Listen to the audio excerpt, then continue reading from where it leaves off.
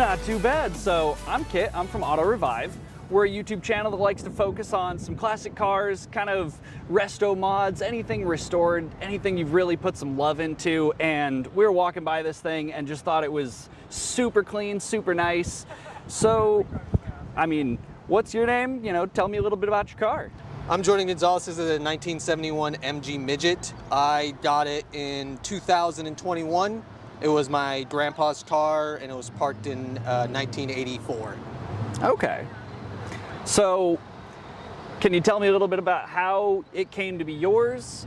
You mentioned it was your grandfather's. You know, like there's got to be some history here. Like, yeah. How'd this come about? So I inherited it.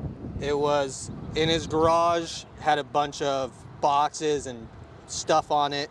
Okay. And I wanted to fix it up because my mom was going to fix up her 1950 Chevy. Okay. She had a Skyline Deluxe.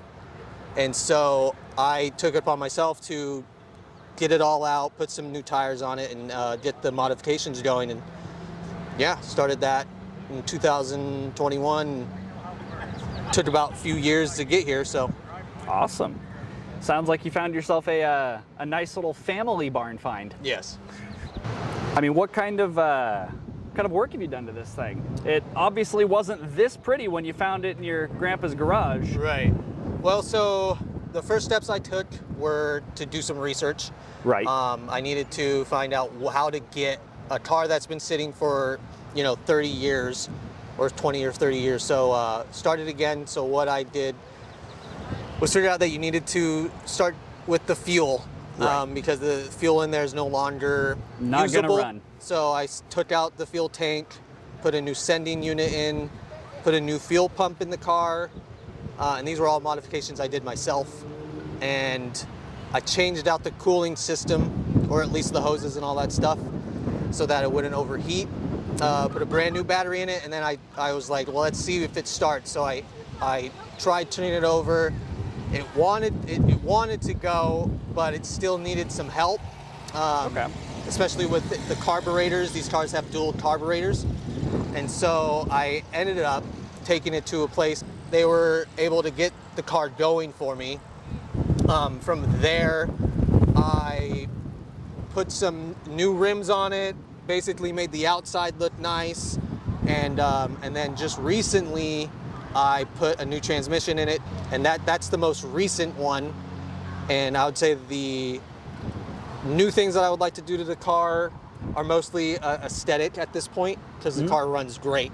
So I would like to maybe get some nicer chrome on there, get some better interior. The trunk still doesn't have tarpeting, things like that. Nice. So you'd say that most of your future plans for this thing are pretty much just cosmetic? Yeah. Make it a little bit shinier, make it a little prettier, and yeah. The goal for myself wasn't to make it a show car, just a summer drive, because that's obviously what you want with a top-down kind of car, just cruising. If you had to pick, what would you say is your favorite part about this car? I would say that the three windshield wipers are probably the best aspect of the car. I didn't even notice that. It is one that you just don't see a lot, and that's the first thing I point out to people.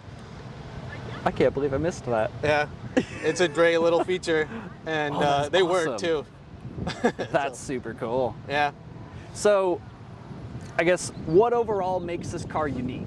What makes it unique? Well, I would say it's definitely the size. Dimension-wise, you can't get it on like a trailer that is geared like a U-Haul trailer. That would, yeah. So they're too narrow of a wheelbase. They are overly undersized, if that makes any sense.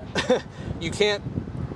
My grandpa would have to put like a flag up when he was driving it to be seen, because it's just so low to the ground, and any big vehicles will take it and just drive it off the road. Oh yeah. But yeah.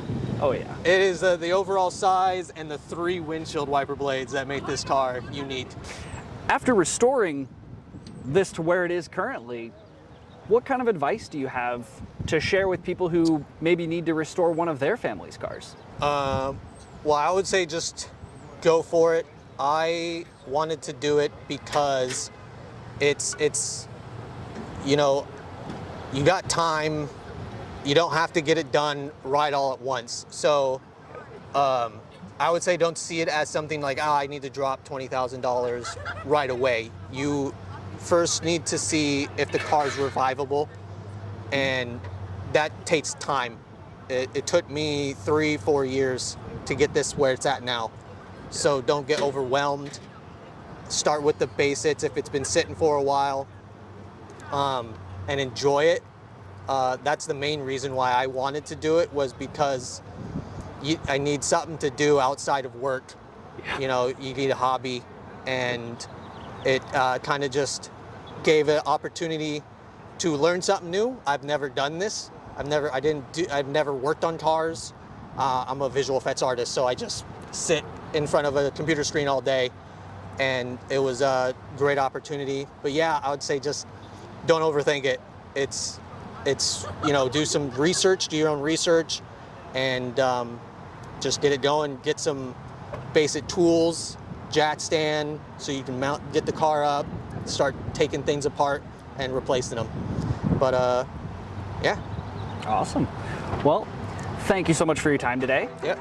I mean, the thing's gorgeous. Oh, thank you. It's been a pleasure. You guys have a wonderful rest of your day. Of course.